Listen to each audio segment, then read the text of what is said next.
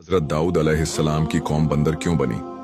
आइए जानते हैं हजरत दाऊद अलैहिस्सलाम की कौम पर किस तरह का अजाब आया था। एक ऐसी कौम जिस पर अल्लाह पाक ने अपना दर्दनाक अजाब नाजिल फरमाया और उस कौम के तमाम लोगों को अल्लाह पाक ने बंदर बना दिया।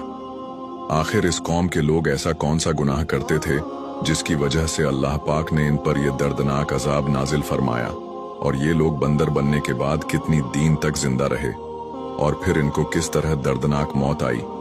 और जब ये लोग बंदर बन गए तो ये अपने अजीजों आकार को देखकर उनसे क्या कहते थे, और क्या आज के दौर में पाए जाने वाले बंदर उसी कौम की नस्ल में से हैं? इन तमाम सवालों के जवाब कुरान हदीस की रोशनी में आज के किस्से में मैं आपको बताऊंगा।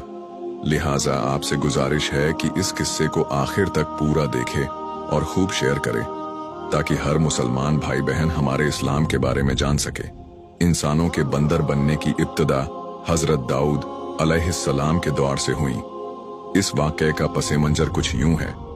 हजरत दाऊद अलैहिस्सलाम और उनकी कौम समुंदर के किनारे इला नामी एक बस्ती में रहते थे और उनकी तादाद तकरीबन 70,000 के करीब थी। ये कौम बड़ी ही खुशहाल थी और अल्लाह पाक की बहुत ज्यादा फर्माबरदार कौम थी।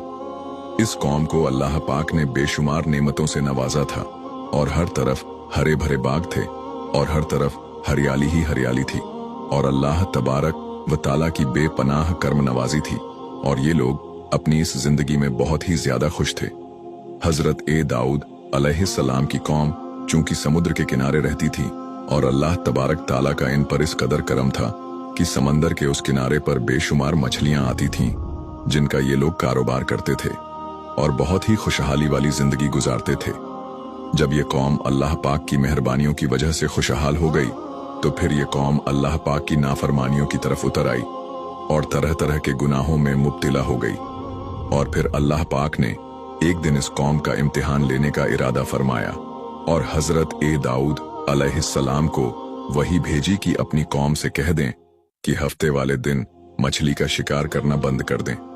और इस तरह अल्लाह पाक ने हजरत दाऊद अलैहिस्सलाम की कौम पर हफ्ते वाले दिन मछलियों का शिकार हराम कर दिया और फिर यहाँ से इस कौम की बर्बादी शुरू हो गई।